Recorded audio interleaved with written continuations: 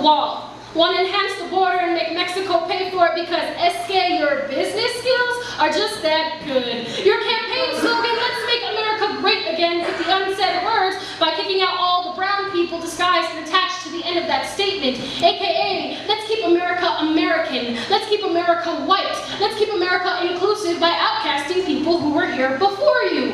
What I want to know is who the fuck taught you history, Donald? Because it seems as if you forgot that the southwest border, the frontera, the soil I soak my sweat in, the land I call home once belonged to Aztecas, Mexica warriors, indigenous peoples who were then enslaved, raped, and murdered by white men who kind of looked like you.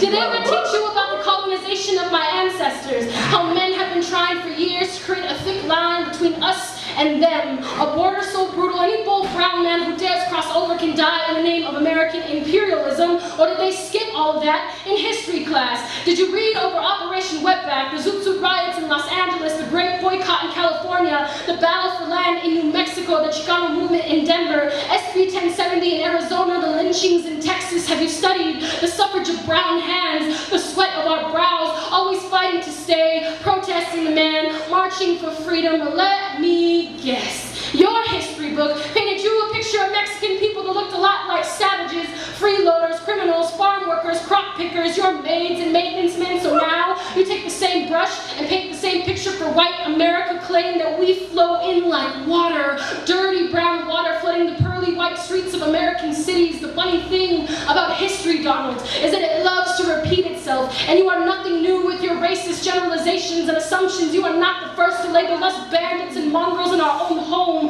The media has been portraying us this way for years. The history books spew forth your ignorance. We have been kept out of America long before your pathetic excuse of a campaign suggested building a wall.